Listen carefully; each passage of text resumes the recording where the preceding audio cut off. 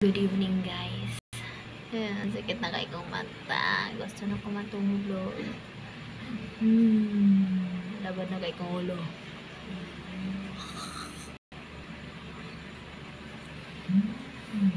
By the way, kumusta man mo karon?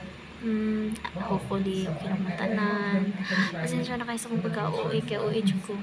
Uwi na ko daan. But hopefully, you know guys. I am also hoping kita tanan okay ra gihapon mas kiluyo sa itong mga ibang agyan sa tagsa na ito kakinabuhi. You know, just a simple reminder nga dili na magpermente atong problema. Every problem nga atong ma-encounter na dyan na siya katumbas nga kuan. I mean, every problem nga itong ma-encounter na dyan na kasulbaran, right?